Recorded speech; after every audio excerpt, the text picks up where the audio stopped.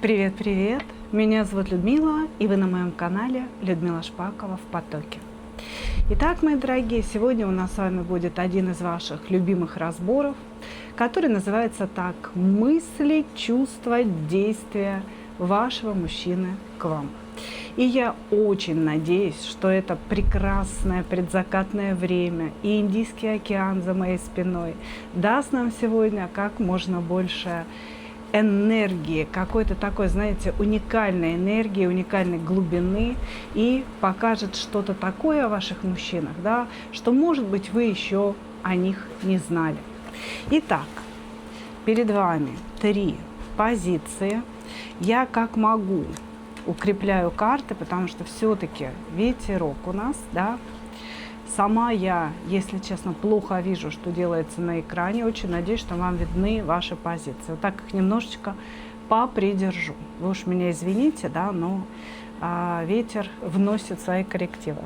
Итак, загадывайте позиции. И что мы делаем? Для начала сделаем сигнификацию мужчины самого.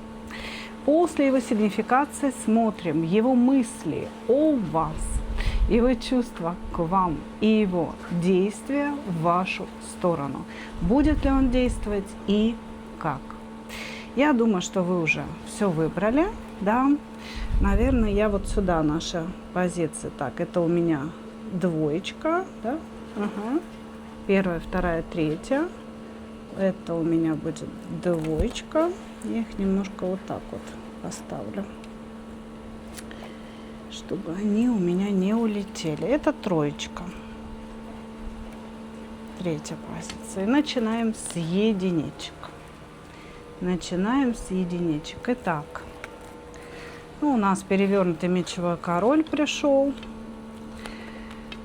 Сейчас расскажу, кто таков. Еще и женатый. Тихо, спокойно. Так хочется красоты для вас, так хочется передать красоту, что вот приходится немножко дергаться. Итак, перевернутый мечевой король. Мужчина, который, знаете, выдает холодность, наверное, за какую-то свою рациональность. Человек, который везде бравирует тем, что он не про чувства, не про вот эти вот какие-то сюси-пуси, да, наши с вами женские. А человек этот родился для того, чтобы или сделать что-то такое важное, великое, или он про деньги, или он про то, чтобы что-то создать, да, может быть, какое-то научное открытие сделать. В общем, человек, который проявляет очень-очень мало чувств и считает это вообще какой-то глупостью, вот эти сюси-пуси. Значит, перед нами женатый человек, совершенно явно у него есть, вот она выпала, пентаклевая королева, и в семье у него, если честно, постоянно происходят какие-то скандалы. Скандалы эти спровоцированы не женой, а спровоцированы самим нашим мечевым королем. Он вечно недоволен, он вечно говорит о том, что она требует чего-то лишнего, да, что ей постоянно что-то нужно. Может быть, он ее упрекает в деньгах. Но здесь женщина занимает слабую позицию на самом деле. И то ли она периодически хочет уйти, то ли он ей угрожает, что он уйдет. В общем, у него так, знаете, перманентно в браке возникают какие-то уходы, какие-то ссоры, скандалы и бесконечные разбирательства. Женщина здесь просто уходит в молчанку. Мужчина, я бы сказала, достаточно грубый, нарциссичный, сконцентрированный на себе. И такое ощущение, что он вообще женщинам мстит, да, иногда. Может быть, там в детстве мама была холодная, но это в любом случае его не оправдывает. Значит, еще знаете, что за человек? Он для всех окружающих всегда лучше, чем для своих близких. То есть он может коллегам по работе показывать, какой он добросердечный. Он может помогать каким-то собачьим приютам, да, например. Ну, неважно, да, каким приютом, но смысл того, что он может оказывать благотворительность, может всем рассказывать о своей щедрости, о том, какой он добрый человек, но при этом приходить домой и быть настоящим тираном. Причем совершенно не обязательно, что он поднимает руку на свою жену, да, или на детей. Он может быть психологическим тираном. Это иногда стоит на уровне с физическим насилием. Да? Я не скажу, что пострашнее, но стоит на уровне с физическим насилием. Вот. То есть он ее обесценивает, он ее всячески может унижать, а также обесценивать и унижать может своих детей. Здесь человек, который не приемлет вообще каких-то отказов в свою сторону, каких-то своих мнений, есть только его мнение, да, это обязательная истина для всех. При этом все окружающие люди считают его добрым, участливым человеком, человеком страдающим, да, может быть, от чего-то в детстве, может быть, от какого-то начальства, вот, но таким сердобольным человеком, но он им не является. Это у нас человек в маске.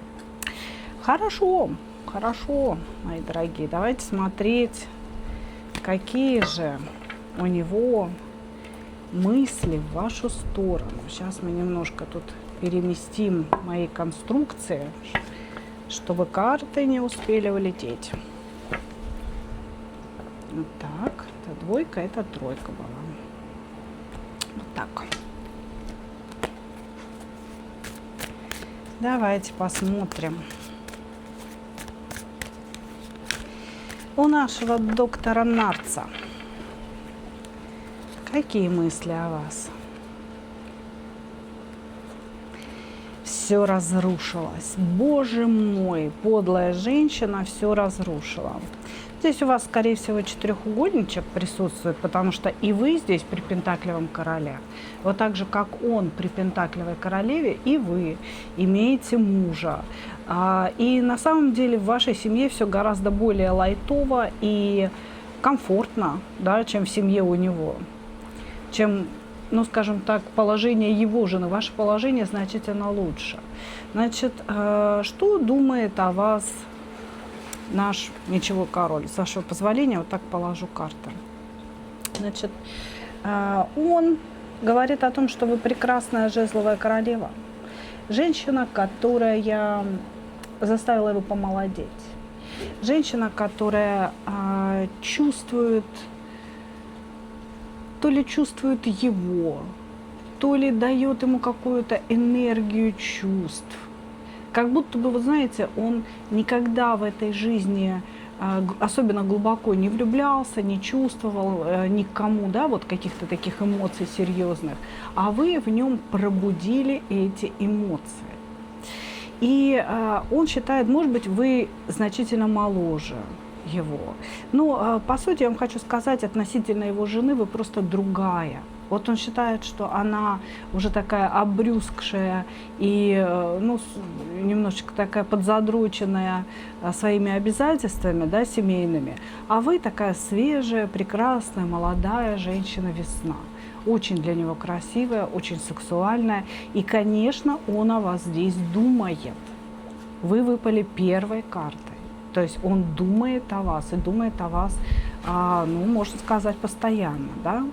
Вот, значит, но при всей своей красоте, свежести и сексуальности вы ему устроили башенку. Здесь человек говорит о том, что между вами все закончилось, он очень зол на вас, и что все, что произошло, сделали вы. Это дело ваших рук. Вы сбили его корону, вы его очень сильно разозлили.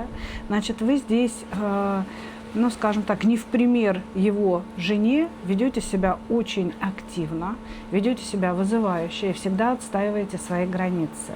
И он от этого злится, потому что для него женщина – это все-таки существо более низкого ранга. Да? Это существо, которое должно где-то промолчать, где-то согласиться и так далее. Вы здесь не из таких. Значит, как будто бы вы сделали все, чтобы он вынужденно вышел из ваших отношений. То есть здесь мужчина, знаете, вот он думает о том, что вы как будто специально создали некую ситуацию, при которой он психанул, повел себя неадекватно, и теперь он не может вернуться в ваши отношения. Ему стыдно, это раз. Второе, у него просто непомерная гордыня. Он не может вернуться, потому что гордыня ему мешает. Вот. И третье, он говорит, что если он пойдет на некое примирение с вами, если он будет о чем-то вас просить, да, уговаривать, договариваться, то он потеряет свое лицо. Значит, также мужчина думает о мести. Он думает о мести за то, что вы его где-то растоптали, где-то продинамили, может быть. Понимаете, вы его победили. Вот у меня такое ощущение, что мужчина всю жизнь одерживал победы над женщинами именно потому, что он ничего к ним не чувствовал. А к вам он вдруг начал что-то чувствовать, да, и получил по шапке.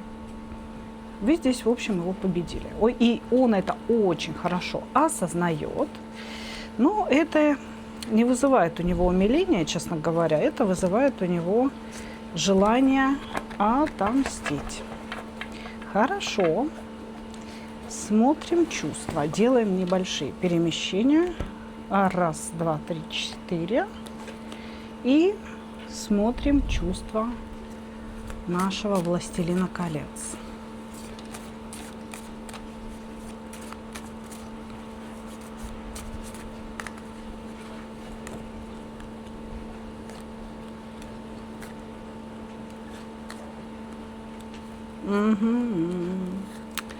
Ах, как я влюблен, ах, как я влюблен, Боже мой.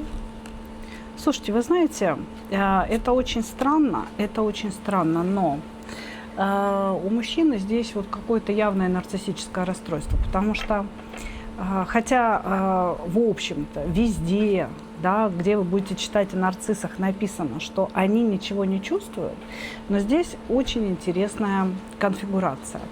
Мужчина совершенно точно испытывает к вам любовь. Господи, все, теперь волосы мне начали залетать в лицо. Значит, потому что король кубков, десяточка кубков и туз кубков подразумевает здесь только одно. Этот человек вас любит, но при этом все он хочет вас обесценить, он хочет вас уничтожить и унизить, именно потому что он вас любит. То ли вы действительно прошлись очень хорошо по его самолюбию, по его эго, и он вам не может этого простить. Но он говорит, я ее люблю, но при этом я хочу, чтобы она ползала у меня в ногах. При этом я хочу ее очень сильно обесценить, чтобы место свое знал. Ну, я не понимаю вообще такой любви, если честно. Для меня любовь, особенно вот с такими энергиями, да, с такими арканами, для меня любовь – это когда человек отдается, когда человек стремится к какому-то созданию, да, вместе с вами, то есть создать некий союз, идти вместе по жизни.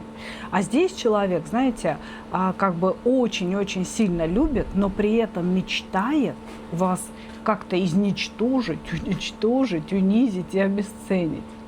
Может быть, он имеет в виду, что в данный момент он работает над собой, работает над тем, чтобы не чувствовать этого к вам. И мужчина еще раз нам утверждает, что он любит в своей жизни впервые. Он говорит, я никогда так сильно не любил.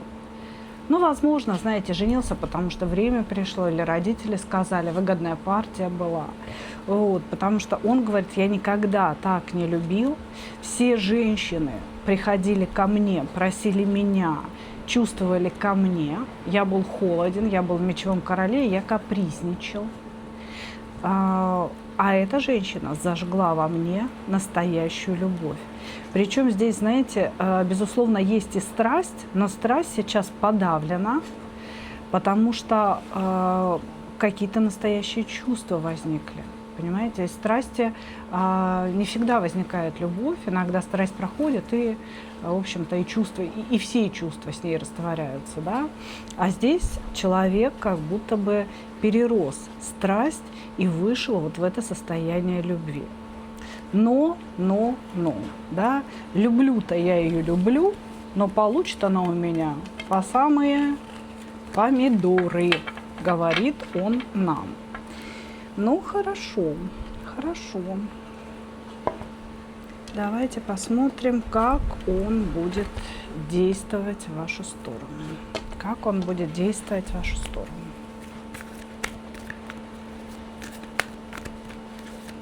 Как он будет действовать.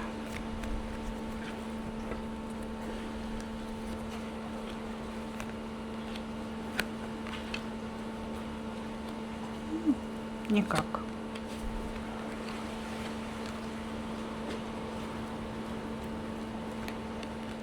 Я бы сказала так, в ближайшее время мужчина не будет действовать в вашу сторону, но для вас это хорошо. Я думаю, что вам нужно здесь затаиться и, может быть, даже внутренне вот как-то стараться то ли отказаться от него, то ли тоже перебороть вот это притяжение чувства. Потому что какой-то, вот знаете, белой ниточкой по черному здесь прослеживается желание вам отомстить. Поэтому действия этого мужчины, вообще в принципе любые, они могут быть направлены на месть, понимаете? И для вас это не будет хорошо, потому что здесь человек очень изощренный, очень жесткий и умный.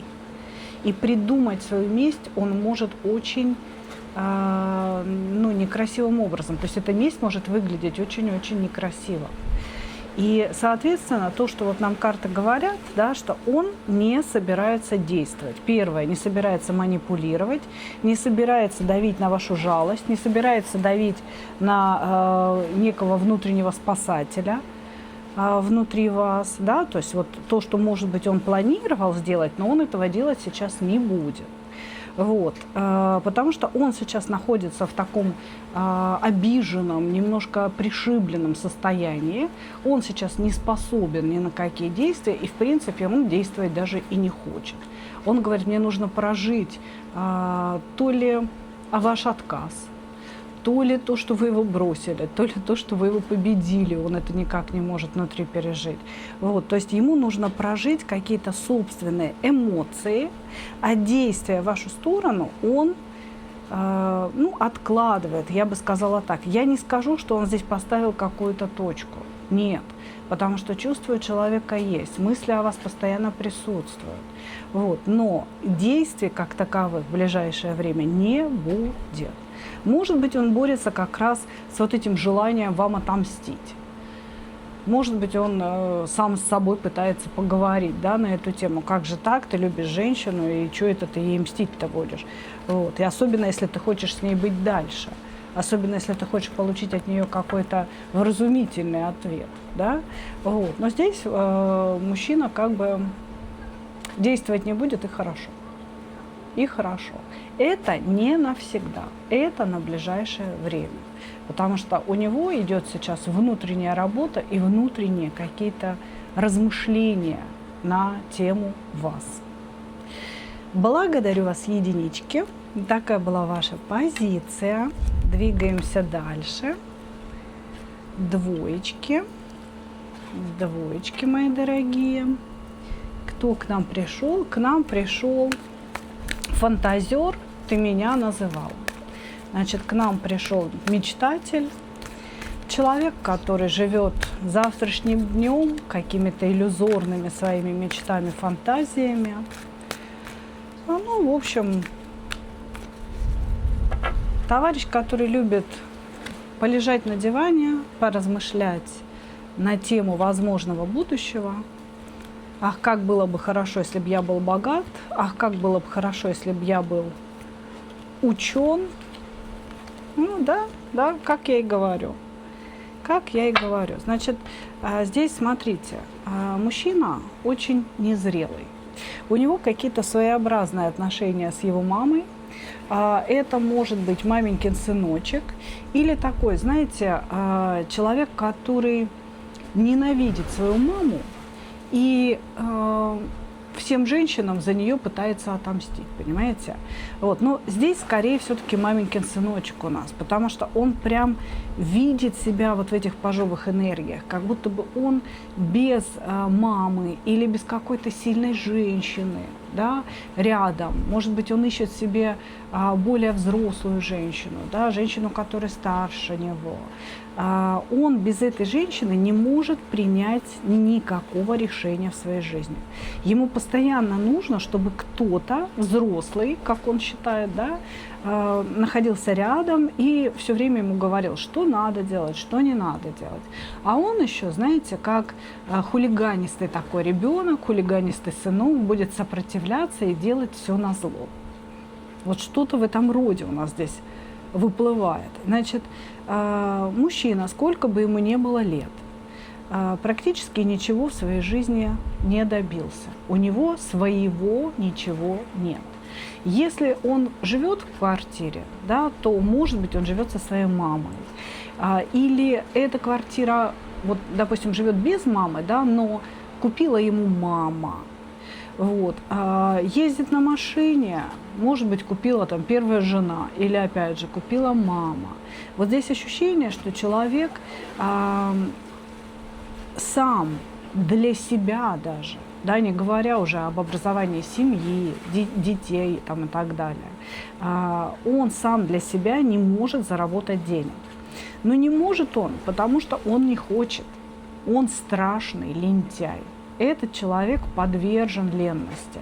Он любит поспать, он любит покушать, он любит полежать, ничего не делая, листая ленту там Инстаграма или Фейсбука или еще чего-то. И чтобы его никто не трогал, вот он уходит в эти интернет-пространства, да, ему кайфово, ему хорошо, отвалите все от меня. И не важно, что сегодня рабочий день, да, и люди пошли на работу. Это не ко мне. Работать я не люблю, говорит он. Вот, значит, периодически он может работать. Здесь даже, знаете, или у него специально связано с какими-то командировками, какими-то поездками, или он организовал, может быть, какой-то небольшой бизнес, такой ненапряжный, знаете, ну, там, может, машину перегнать. И вот он подвязался перегнать какую-то одну машину, не то, что это прям бизнес, да, едет он куда-то в дальние края, в город Владивосток, да, и начинает гнать эту машину. Вот он напрягся, перегнал эту машину, получил какие-то деньги, и потом полгода лежит на печи, ничего не делает. То есть здесь идет ощущение того, что он иногда работает временами, да, но большую часть своей жизни он отдыхает, этот человек. И еще он очень часто притворяется заболевшим. Каждый ваш разговор с ним может идти о его здоровье. То есть, допустим, если он куда-то уехал, пишет вам, звонит, он обязательно будет говорить, что у него то рука болит, то нога, то пятая точка. Я думаю, что вы вот прям по этим характеристикам человека можете узнать очень-очень легко. И всегда говорит о себе, о своем самочувствии, делая акцент только на том, комфортно ему живется в данный момент времени или некомфортно. Ну, а как бы ваши дела, в принципе, ну, подождут, да? Чего? Вы же взрослая, самостоятельная женщина. Вас можно о ваших делах и не спрашивать. У вас, по идее, все должно быть и так хорошо. Хорошо? Давайте смотреть его мысли о вас.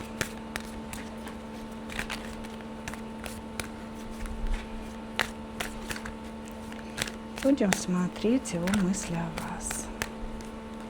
Надеюсь, что сейчас вы будете наблюдать за моей спиной, как постепенно садится солнце. Оно сейчас наиболее красивое. Специально выбрала это время дня для вас. Поэтому любуйтесь, мои хорошие, пока я вам буду рассказывать. Его мысли о вас. Его мысли о вас. Но вы злобная, меркантильная женщина. что-то хотите денег, хотите, чтобы на вас работали, он говорит. Она хочет, чтобы я на нее работал. Она хочет, чтобы я был какой-то такой рабочей лошадкой для нее. Значит, что он о вас думает? Но здесь тоже какой-то конфликт присутствует, потому что есть блокировки. Или вы его заблокировали, или он вас заблокировал, или это молчанка. Да? То есть человек, собственно, замолчал, или же замолчали вы. Вот, значит, он очень злится на то, что ему не удается вас продавить. Вы все время держите какую-то одну линию поведения. Ваша линия поведения, да, конкретная, заключается в том, что вы цените себя. И, скорее всего, вы ему все время говорите: слушай, а что ты все время о себе разговариваешь? Да, давай, может, ты спросишь, как я вообще, как у меня дела? Или он вам говорит: давай быстрее поженимся, да, сдадим твою квартиру, будем жить у моей мамы. Ну, например, да, чтобы не работать как-то за ваш счет. Вот, а вы отказываетесь, вы говорите: нет, дружочек, для того, чтобы я за тебя вышла замуж, ты должен сначала заработать денежки, купить квартиру и привести меня, как свою царицу, да, в этот дом. Вот, то есть вы все время что-то требуете. У вас идут разговоры о деньгах с этим мужчиной, и ему они очень не нравятся. Может быть, вы не требуете что-то для себя, а как бы, знаете, так, гипотетически говорите, что я дорогая женщина, да, а я вот привыкла дорого одеваться, кушать в хороших ресторанах, как бы намекая ему, что ему придется вложить в ваши отношения. Потому что здесь мысли о вашей меркантильности. И при этом он считает вас для себя какой-то, знаете, я бы сказала так, золотым колесом фортуны. Здесь колесо фортуны, десятка пентаклей, золотым колесом фортуны. То есть вы действительно самодостаточная женщина, которая могла бы его обеспечить или обеспечить ему выход в некую иную, более благоприятную для него реальность. И он вас здесь так просто не отпустит, потому что, считая вас меркантильной женщиной, на самом деле он является меркантильным сам, и у него есть здесь какой-то финансовый запрос на ваше благосостояние. Понимаете? Вот, то есть здесь мужчина замахнулся не только на вас, но и на то, что вы имеете. И он об этом всем размышляет. Ну, типа, я бедная, она богатая, через нее можно вот это вот все получить, а она тут, ишь ты какая, да, что-то требовать начала, как будто у нее у самой нет, да, или как будто бы у нее у самой мало. Что это она требует и требует? Вот, значит, здесь он очень возмущен вашим поведением. Тем не менее, хочет, и даже если сейчас вы заблокированы, но это все равно ничего не значит. У этого человека есть какие-то планы на вас, у этого человека есть какие-то пожелания в вашу сторону. Хорошо, давайте смотреть, а есть ли чувства? А есть ли чувства у него к вам?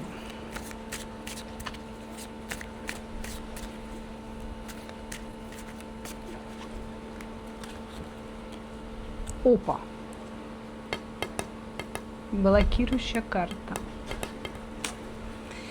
Что же она значит?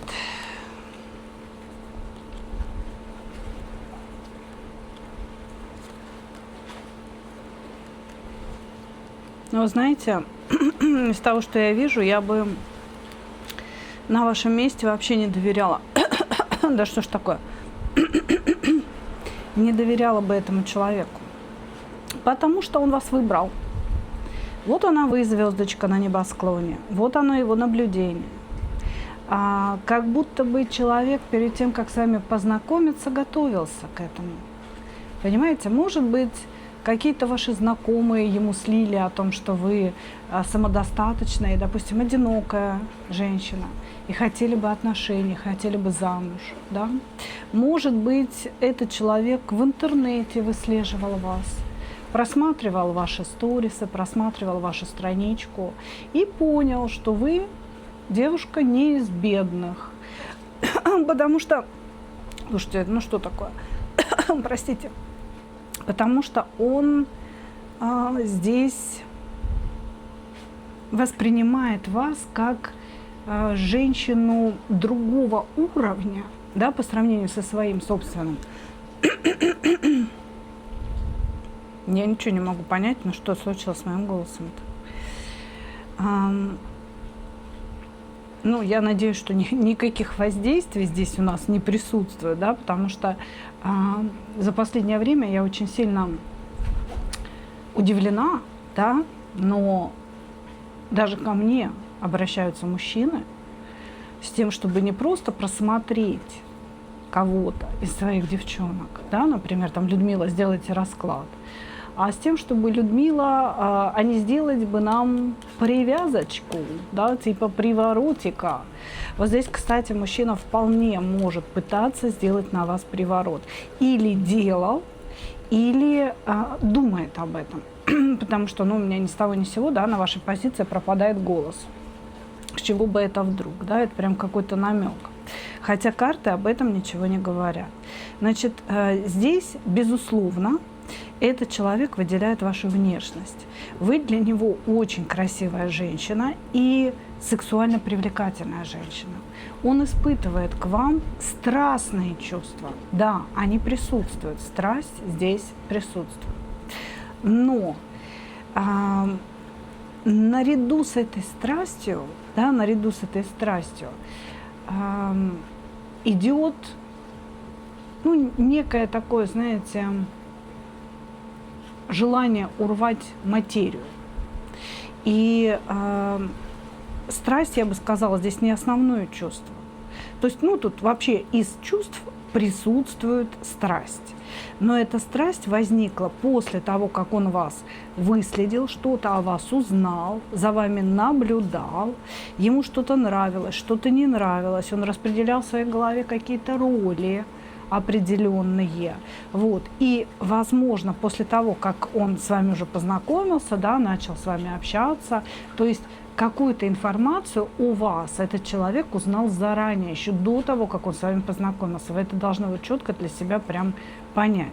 Вот. И после этого у него возникла эта страсть.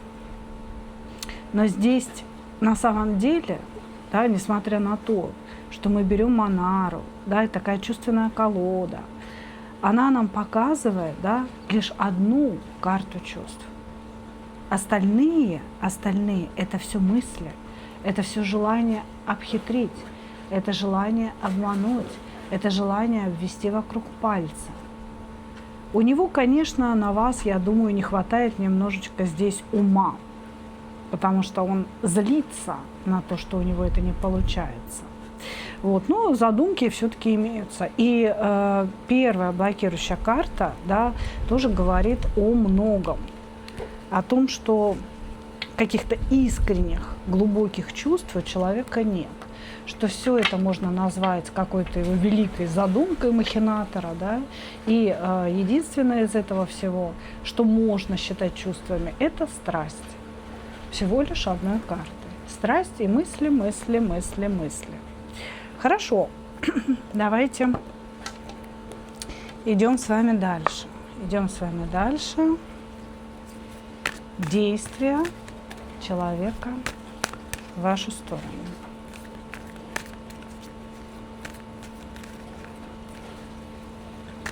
Действия человека к вам.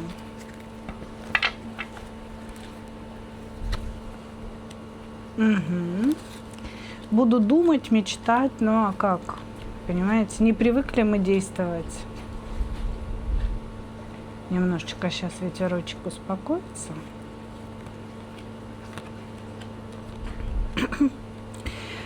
Здесь человек действует скрыто. То есть открытых действий я от него тоже не вижу. Как и в первом варианте, да, мужчина не намеревался действовать. Здесь есть какие-то скрытые действия, при том, что опять двоечка мечей, да, или он вас заблочил на зло, или вы его заблокировали, к себе не подпускаете. Здесь есть невозможность общения. И мужчина тайно подглядывает за вами. Возможно, даже вы с ним общаетесь с какого-то его другого аккаунта, думая, что это совершенно другой мужчина. Да, если это интернет-знакомый, то он может делать именно так. Вот, значит, здесь не вижу пока никаких действий. Есть мыслительная атака. То ли действительно перед нами человек, увлекающийся эзотерикой, слушайте, вот прям действительно идет какая-то странная энергия, то ли он что-то начитался такое, знаете, пытается вас пробить ментально, думает о вас как-то слишком сильно, думает о вас слишком долго и часто, да, пытаясь вас своими мыслями то ли заставить написать, то ли заставить позвонить, то ли заставить изменить свое отношение к нему. Вот, то есть он пытается через ментал, через ментальное поле вас достать. Вот. Действий в реальном поле, в нашем материальном мире я не вижу. Он лишь говорит о том, что он будет действовать тайно. И опять, мои дорогие, Луна, жрица, и я, с севшим голосом ни с того ни с сего, перед вами, мы вам все говорим, да, задумайтесь на тему воздействия от этого человека. Или он это сделал, или он об этом думает. Вот. Или он об этом думает. Поэтому не только вы, девчонки, смотрите тарологов, не только вы ходите к специалистам, есть и мужчины, которые это делают. Да? И они сразу с места в карьер. Чего там делать расклад-то, когда можно сразу приворот? Ну вот так, то есть что-то здесь подобное присутствует, но в реале действий в ближайшее время я не вижу. Благодарю вас, мои дорогие двоечки. Двигаемся далее. Позиция номер 3. Кто к нам пришел?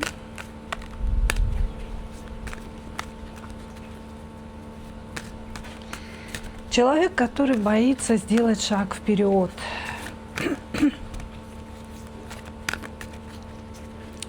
Человек, который боится сделать шаг вперед.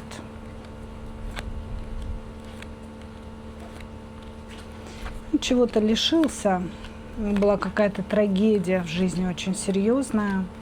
Этот человек был женат, то ли он потерял ребенка, такое может быть, то ли он потерял деньги, недвижимость. Но в этом случае, знаете, вот как будто бы все подчистую человек потерял. То есть он был прекрасным жезловым королем, достиг какого-то успеха в жизни и, в принципе, был достаточно человеком духовным, образованным, да, то есть у него, в принципе, такая достаточно гармоничная личность у этого мужчины. Но случилась какая-то трагедия, связанная со словом «потеря». И это или потеря кого-то из семьи, может быть, жена, дети, может быть, ребенок, может быть, только жена, он остался один с ребенком. Вот, то есть или близкий человек, или деньги.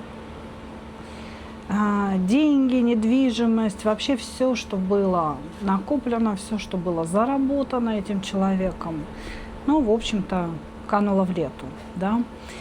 Он говорит о том, что он остался один в очень тяжелом промежутке своей жизни, в тяжелом периоде своей жизни, когда никто не мог, ну, или не хотел ему помочь, да, и, скорее всего, вообще никого не было рядом. Может быть, он попал в какую-то сложнейшую аварию, и не было никого, кто за ним бы ухаживал, да, привезли в больницу, там, может, память отшибла или еще что-то. И там его оперировали, там за ним ухаживали посторонние люди, а близких никого не было. Вот, может быть, он попал в эту аварию со своей семьей и один выжил. Но здесь вот была какая-то прям очень тяжелая, страшная история у человека, после которой он изменился. Он стал очень растерянным, каким-то, знаете, неуверенным в себе, человеком, который боится сделать шаг вперед, потому что у него внутри поселился страх, да, что он будет строить отношения, что он будет строить любовь, что-то чувствовать, да, делать для любимой женщины, но в любом случае ее потеряет. То есть теперь, после этой трагедии, у него прям колоссальный страх потери близкого человека, которого он любит. Вот. Ну, может быть, конечно, от него ушла жена с детьми, да, такое тоже может проиграться, вас все-таки очень много, да, такая ситуация тоже может быть, но он это воспринял прям как серьезнейшую трагедию, просто вот не предательство даже, а полное обнуление своей предыдущей жизни. Хорошо. Если узнали своего мужчину, двигаемся дальше. Смотрим его мысли в вашу сторону. Сейчас быстренько. Раз, два, три. Это сюда. Это туда, чтобы не успевало улететь. Его мысли о вас.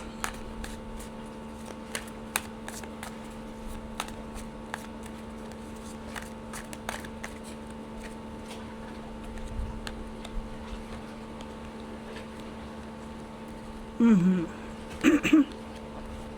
Вы находитесь далеко, слушайте, простите, со второй позиции так и не ушло. Значит, вы находитесь от него далеко, на каком-то расстоянии, и здесь мужчина говорит о том, что вы стали для него каким-то уроком. Он очень сильно хотел бы с вами отношений. И самое главное, он очень сильно хочет общения. Он говорит о том, что для него важнее даже не любовные отношения с вами, а общение с вами как с человеком. Он наполняется через вас. Он через вас становится счастливым, понимает вообще, для чего ему жить сейчас, наполненным, да, у него появляются какие-то эмоции. Мужчина думает о том, что вы стали уроком, может быть, потому что вы на расстоянии, а может быть, потому что между вами все закончилось. Но, знаете, здесь даже если ваши отношения закончились, мужчина вас совершенно не отпустил, он испытывает чувства, здесь даже в мыслях есть эти чувства, он испытывает чувства к вам, он испытывает желание поговорить, прервать какое-то, может быть, молчание, ну, в общем, повернуть вспять десяточку мечей. Да, по десятке мечей вроде как у вас все завершилось, и он такой типа, ну, хорошо бы заново все начать. Вот об этом он, собственно, думает. И думает еще, знаете, о чем? О том, что неужели я влюбился? Неужели эта женщина растопила мое сердце? Неужели я снова стал доверять, снова поверил в то, что что-то такое возможно? То есть вот он об этом думает относительно вас. И еще вы для него как дьявол. Он говорит, что вы постоянно у него в голове, он не может эти мысли как-то, знаете, отставить в сторону, не может с ними бороться. Вы крутитесь у него как заевшая пластиночка. Хорошо. Чувства. Давайте посмотрим чувства.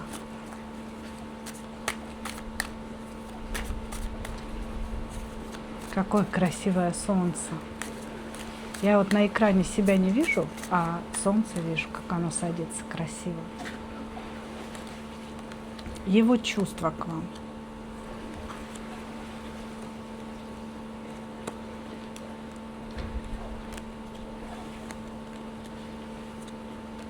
Любовь. Он влюблен. Он влюблен. Он говорит о том, что какой я дурак, что пытался с ней соперничать. Я неправильно себя вел, как-то разговаривал с ней не так. Почему я ей не показал своей любви, почему я ей не рассказала о своей любви. То есть здесь мужчина сожалеет, у него в чувствах есть сожаление о его собственном поведении. Вот, о том, что он как-то не до конца был с вами тепл, понимаете? То есть он не показал вам глубины своих чувств к вам. Но здесь действительно глубокие чувства. При том, что он говорит, я ей могу показать только уважение, только симпатию, но мне хочется просто схватить ее, взвалить к себе на горбушку, знаете, так на плечо, женщину положить и утащить в какую-то свою норку, в какую-то свою пещеру, где мы могли бы побыть вдвоем. Здесь глубокое понимание любви, причем понимание любви не только для себя, но и для вас.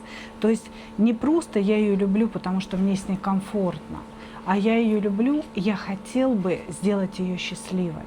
Но я очень боюсь, что между нами так ничего и не будет. Понимаете, вот он какой-то нерешительный товарищ, он очень боится делать шаги в вашу сторону, но он очень хочет делать эти шаги.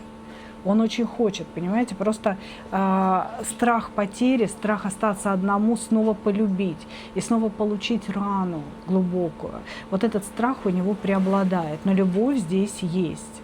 Еще он считает, что он как-то вас не заслуживает, он вас недостоин. Вот вы настолько прекрасны в его глазах, настолько и красивая, и умная, да, и внутренний учитель. Вы для него прям какой-то учитель, он на вас как-то опирается, на ваше мнение. Вот. Что кто я рядом с ней? Вы знаете, вот с этой позиции человек чувствует. Есть чувство, очень трепетное чувство любви, чистое чувство любви. Но, к сожалению, есть и нерешительность у этого человека. Хорошо, хорошо. Ну, давайте посмотрим его действия. Как он будет действовать в вашу сторону.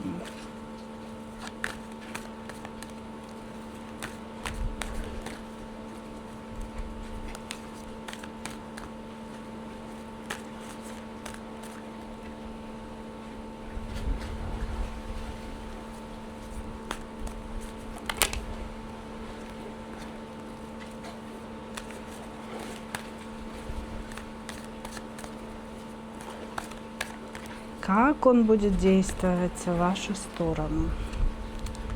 Ну, слава тебе, Господи, да, не сегодня, но начнет. Начнет действовать. Здесь у человека, видимо, есть проблемы с деньгами. Ему нужно эти проблемы решить, ему нужно восстановить. Или ему нужно откуда-то выбраться, понимаете? Какое-то ощущение, что есть физические препятствия между вашей встречей. Или ему нужно действительно приехать, потому что вы на расстоянии находитесь, или ему нужно откуда-то выбраться, может, он в больнице после операции лежит, вот. Или ему нужно восстановить свое финансовое положение, чтобы к вам явиться. То есть он говорит о том, что я бы начал действовать прямо сейчас, но мне нужно вот сделать это действие сначала. Поэтому сначала здесь будет действие по или восстановить финансовое положение, или выбраться откуда-то, или приехать, да, преодолеть некое расстояние, и потом это уже будут действия в вашу сторону. Значит, по десяточке кубков здесь очень серьезное отношение к вам и очень серьезное намерение человека. Вы для него императрица, которую он хотел бы сделать своей императрицей.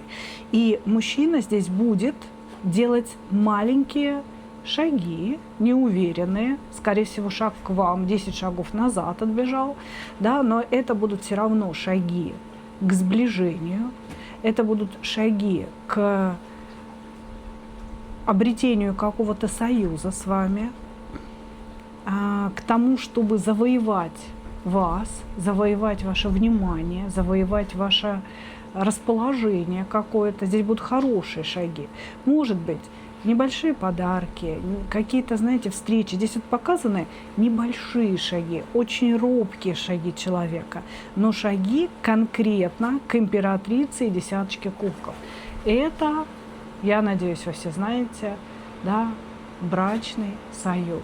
то есть у человека серьезное отношение к вам, он бы хотел на вас жениться, но пока, что-то там недостоин, да, пока чего-то недостоин.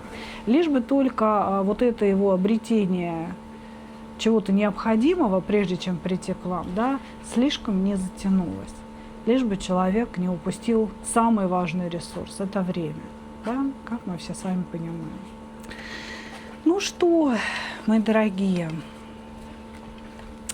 закончился наш с вами сегодняшний разбор. И на вашем экране за моей спиной садится солнышко. Я благодарю вас за ваше внимание, благодарю вас за ваши донаты, благодарю вас за ваши посылочки, за ваши подарки. Это всегда очень важно для меня, очень важно, мои дорогие. Благодарю вас за ваши комментарии, за ваши лайки. Вы знаете, я очень надеюсь, что я делаю для вас что-то полезное. И, конечно же, когда я вижу вот такой энергообмен, да, ваш энергетический ответ, мне тоже очень приятно. Я вижу, что работаю не зря. Благодарю вас, мои хорошие, и мы вместе с солнышком прощаемся с вами. И я, как обычно, хочу пожелать вам только одного – встретить свою настоящую любовь и не потерять в ней себя.